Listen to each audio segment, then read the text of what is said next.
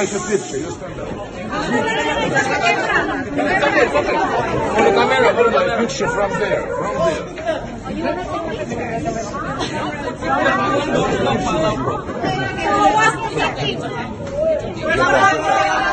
Let's take a picture. Get that picture. Нас сфотографируют.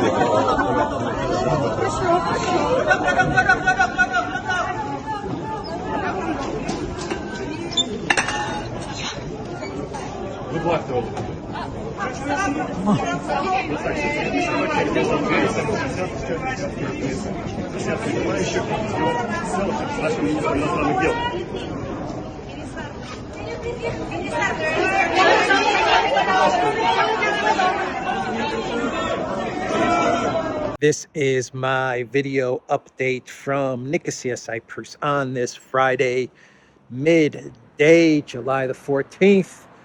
Let's talk about some news, and let's start things off with the investigation into the cocaine incident at the White House. And the Secret Service has wrapped up a very extensive investigation, and they have come up with nothing.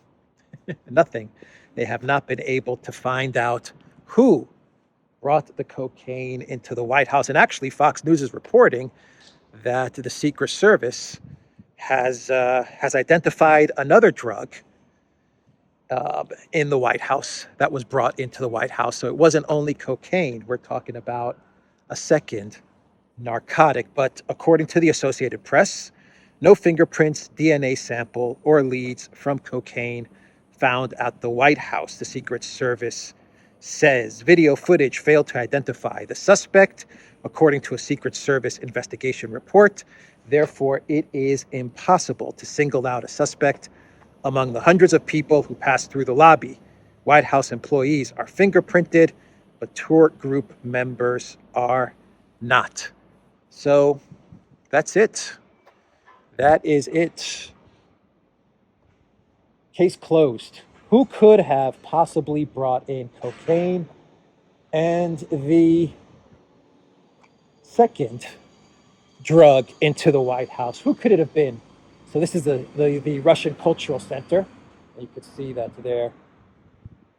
This is the one that was that caught on fire, and they're fixing it up. They're renovating it. So a phoenix rising. So who could it have been? Who could it have been that snuck in the cocaine into the White House? I have no idea. There's a tough case to crack. And not only cocaine, a second drug was brought into the White House. Who is smuggling various drugs into the White House? It's a tough one to figure out. But the Secret Service, they've tried their best, and they came up with nothing. Zero, zilch, nada. They don't know who it is. So, oh boy, they take us as fools, don't they? They really do take us as fools. So Biden, as all of this is going down and the investigation is unable to find anybody who could have possibly brought in these drugs to the White House, the Biden administration has decided that the best course of action that they can take is to escalate in Ukraine. That's what they've decided to do. They have now sent, or they've given the green light to send 3,000 reservists to Ukraine, to Europe, Eastern Europe, and most likely they're going to end up in Ukraine. From Zero Hedge, Biden mobilizes 3,000 reservists to Europe to augment Operation Atlantic Resolve. President Biden today issued an executive order approving the mobilization of select reserve forces with up to 3,000 personnel, augmenting the armed forces in support of Operation Atlantic Resolve. Defense government reports that the operation will be designated as a contingency operation, said Army Lieutenant General Douglas A. Sims II, Joint Staff Director of Operations, during a press briefing today. This new designation benefits troops and families with increases in authorities, entitlements, and access to the reserve component forces and personnel, Sims said. The executive order reaffirms the unwavering support and commitment to defend NATO's eastern flank in the wake of Russia's illegal and unprovoked war on Ukraine, Sims said. Zero Hedge goes on to say, so first Abrams tanks were no, then F-16s were a red line we wouldn't cross, then cluster bombs were a war crime, and now as close to boots on the ground as we have been in a war against Russia. Yeah, this could be seen as the beginning of boots on the ground in Ukraine. Of course, it could be seen as a distraction away from drugs at the White House, or possibly as a distraction from the recent emails that have popped up from 2015 from Burisma executives to Hunter Biden, asking Hunter Biden to tell his dad to travel to Ukraine and to give his support to Burisma and to the Burisma managing director, and take care of the Ukrainian prosecutor who is investigating those guys. So maybe this is a distraction away from these Burisma Hunter Biden emails, which clearly show that there was some kind of an exchange of money, gifts for favors.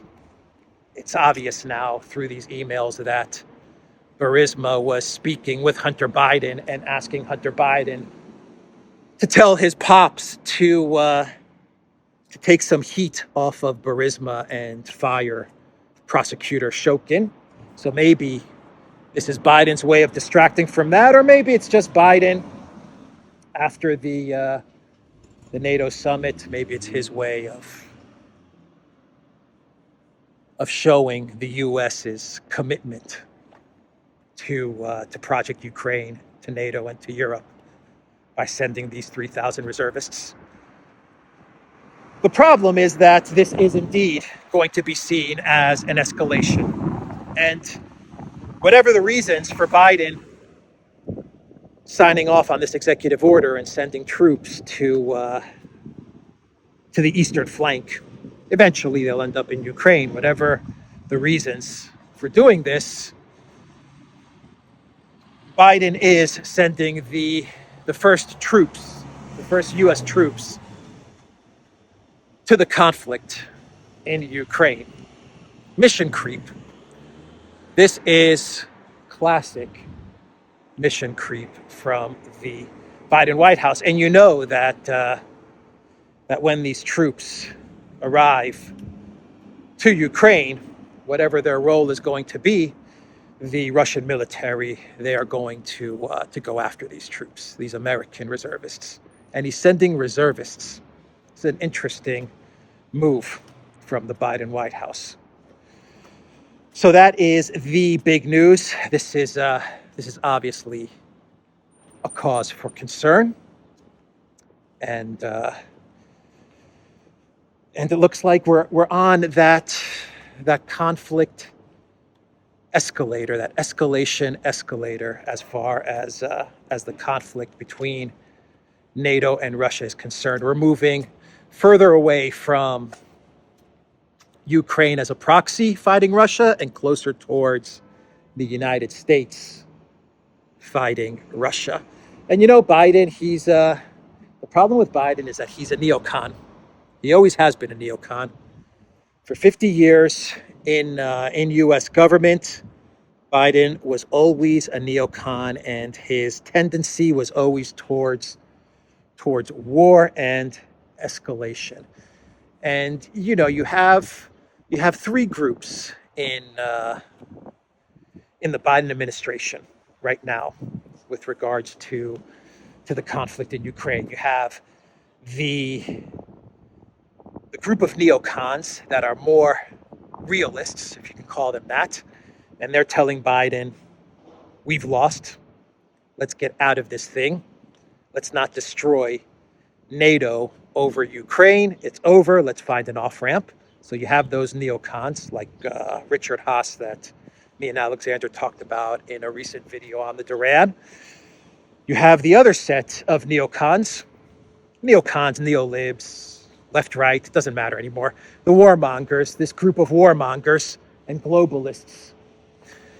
You have a set of warmonger globalist neocons like Jake Sullivan and say the Democrat Party, much of the Democrat Party and the DNC, who are taking the position of, you know, we've lost this conflict, but we have an election.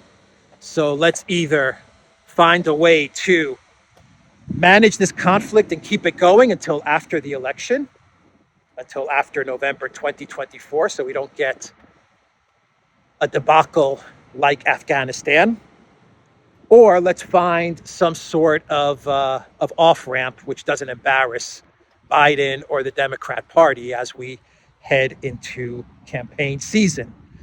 So you have that set of warmonger neocons and neolibs, and then you have the Newlands and the Blinkens and the Austins and all of these people who want full-on World War III escalation.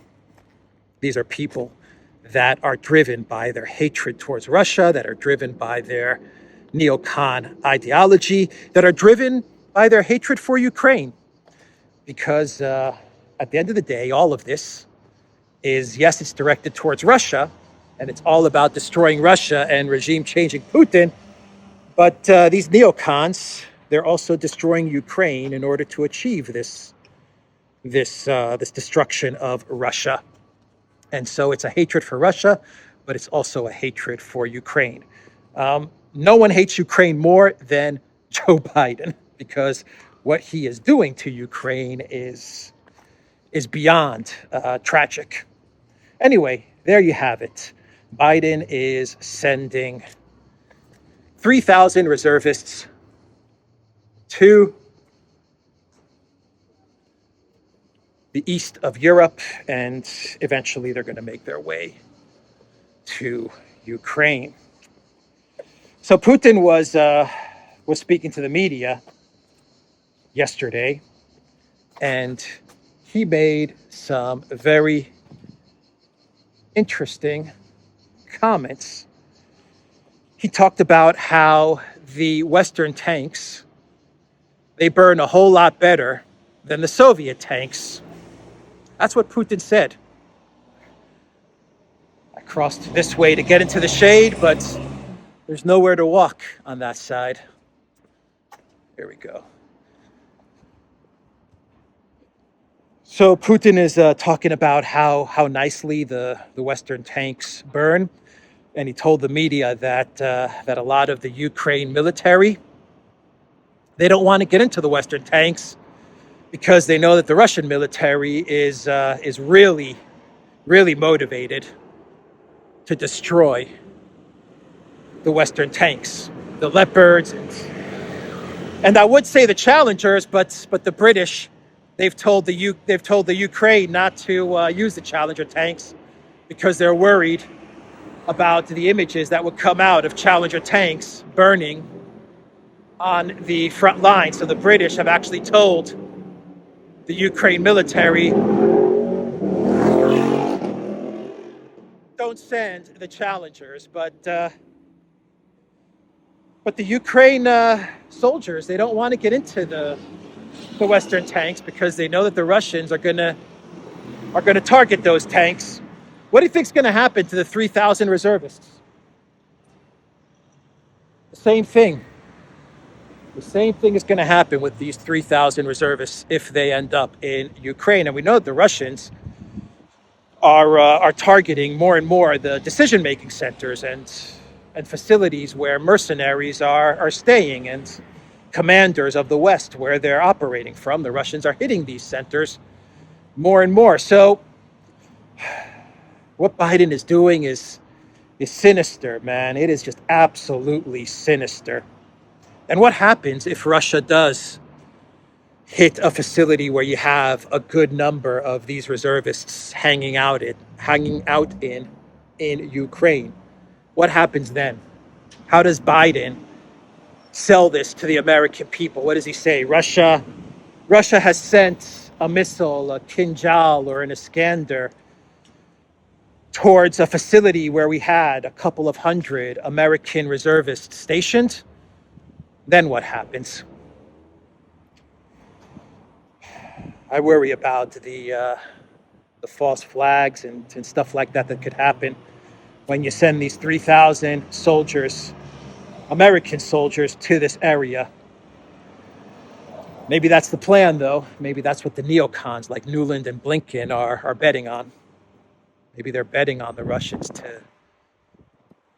to hit this group of soldiers, and that would give them the reason to get involved, or at least tell the American people to support the U.S. getting more involved in Ukraine. The Russians annihilated our reservists in Ukraine. This is an act of terror.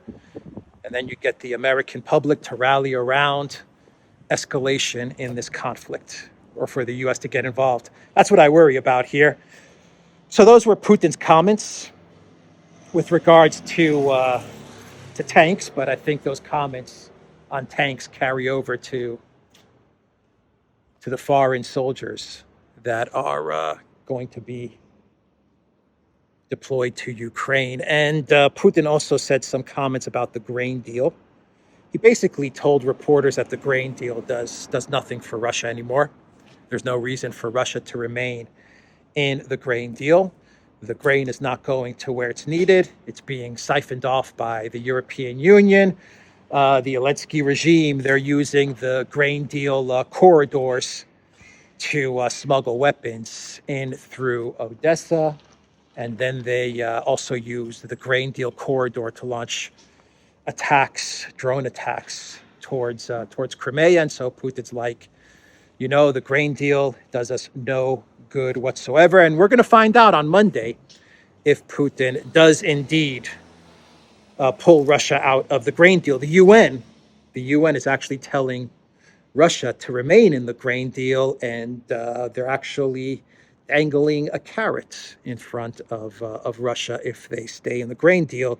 And that carrot is that the European Union will remove some SWIFT restrictions. So that's what they're floating to Putin in order for Russia to remain in the grain deal. Stay in the deal, and if you do, we'll remove some of our financial sanctions and some of our SWIFT restrictions that we've placed on a couple of Russian banks. And then, of course, you have Erdogan in the mix. And Erdogan, he wants Russia to remain in the grain deal because Erdogan is the person that is coordinating and controlling the flow of the grain in this Black Sea corridor. And he's also, I imagine, he's also making quite a nice profit from managing and coordinating the grain shipments leaving this area. And so Erdogan wants Russia to remain in this grain deal as well. And Russia pulling out of the grain deal may have been one of the reasons why Erdogan decided to hand over the Azov commanders to Zelensky last week. But I don't think that was the main factor for Erdogan to do what he did last week, not only with the Azov commanders, but also with Sweden. I don't even know where I'm walking, to be honest. Let's go this way. Also with greenlining Sweden's entry into NATO. We're now getting reports that the main reasons for Erdogan making the decisions that he made last week was the F-16 deal. And according to Seymour Hersh, Biden said that he'd give Erdogan money. That's it, money, in the form of, I believe Seymour Hersh said, in the form of IMF loans and stuff like that. So we all know about Turkey's economy and the terrible state that the economy is in. And Seymour Hersh is reporting that Biden said, you know what, if you greenlight Sweden, and if you give us this nice media PR win with the commandos, I'll give you like $15 billion, or I'll tell these institutions, these financial institutions like the IMF, to give you $15 billion. So it looks like the reasons for Erdogan doing what he did was based on the F-16 deal, first and foremost, and getting $15 billion from the Biden White House. That's why we had the commanders going to Zelensky, and that's why we had Sweden getting greenlit to enter NATO. But the interesting part is that during the meeting in Vilnius between Biden and Erdogan, they did not get along. They did not have a good meeting, and the reports are that that Biden started to walk back his F-16 promises, and he started to tell Erdogan, you know, yes, I did promise you the F-16s and all of this stuff, but it has to go through Congress, and I don't know if Congress is going to approve it because of your deal for the Russian S-400s and all of these things. And Erdogan was like, okay, well, two can play at that game.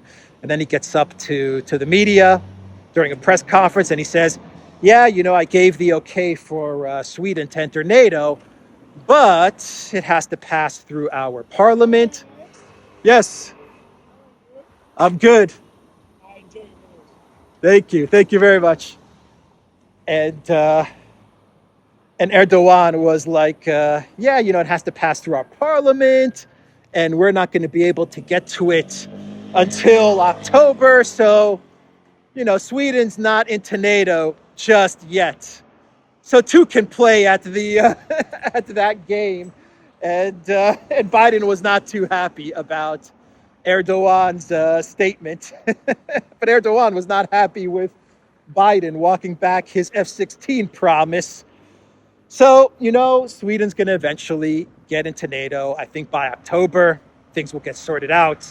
Erdogan will get the F-16s. He'll probably get 10 to 15 billion from the IMF in the form of loans and stuff like that. And Sweden will get the approval from the Turkish parliament. But you can see that they're still playing this game. And the main takeaway from all of this is that Erdogan despises Biden and Biden despises Erdogan, but no one likes Biden. No one likes Joe Biden. At least no leaders outside the collective West like dealing with Joe Biden. So I'm trying to see if I have any more stories that I want to get to before I do my clown world. Jake Sullivan, he came out with a statement following the Vilnius summit on the F-16s to Ukraine, and he said that the F-16s are going to be given to Ukraine by the European allies. That's what Jake Sullivan said. Our European allies, they're going to give over the F-16s to Ukraine. They're going to start a training program in the Netherlands. That is where the training of Ukrainian pilots will take place. And Jake Sullivan then said this: that training will take some time, and then there will be the transfer of F-16s, likely from European countries that have excess F-16 supplies. In other words, the F-16s that are going to go to Ukraine are the F-16s that are in excess, whatever that means. The excess supplies. I think this is an abandoned house, to be honest. I don't think anyone lives here. So that's what they're going to hand over to Ukraine. Excess F-16s. This would be an awesome place to live.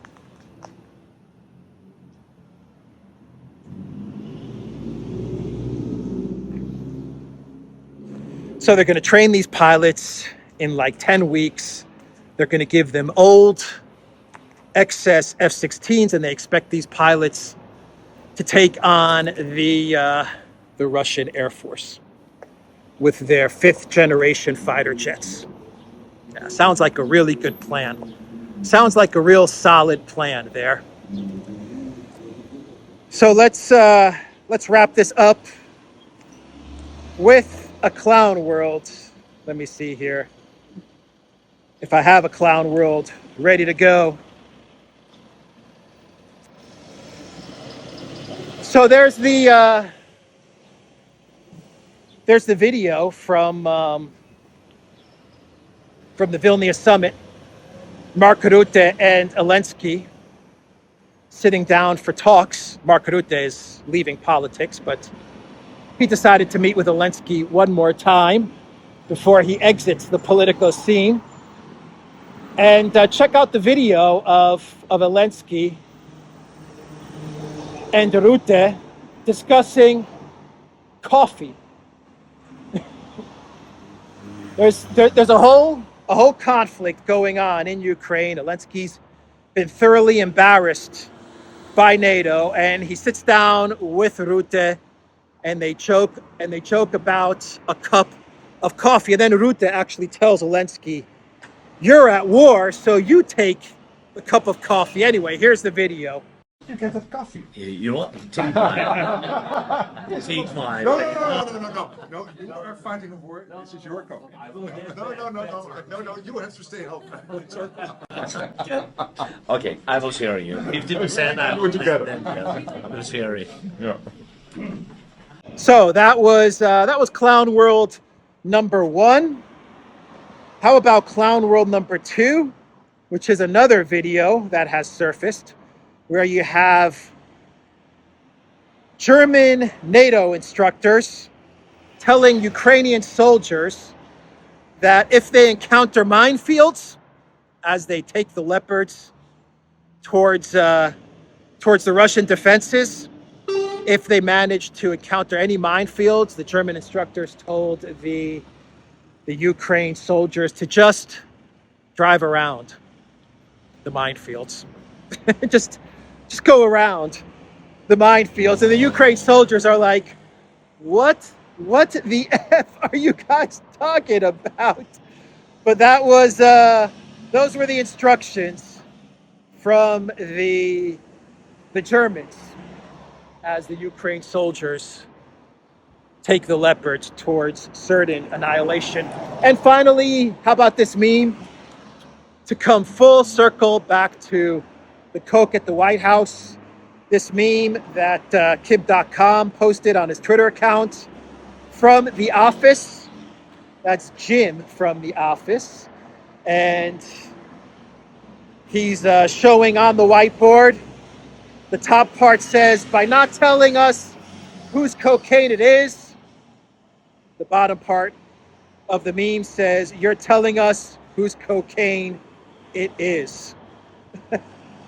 Very, very true. So I think I will end the video there. I'm trying to see if I have any other stories that I want to report on. Marine Le Pen, for the first time, she is coming out and saying that she opposes the supply of weapons to Ukraine. The politician broke her silence and spoke out sharply against the supply of longer-range Scalp missiles to Ukraine, which was announced by French President Macron. The leader of the deputies of the National Assembly considered such a decision irresponsible. Quote, "I don't understand why Emmanuel Macron didn't focus entirely on organizing a peace conference to end this conflict," Le Pen said. No one at NATO talked peace. No one at the NATO conference even mentioned the word peace, except for Viktor Orban and Hungary. Hungary was the only country talking peace. Every other country in NATO, escalation and war. All right, everybody, that's the video, theduran.locals.com. We are on Odyssey, Rumble, BitChute, Telegram, and Rockfin. And go to the Duran shop. 10% off use the code. Good day. Take care.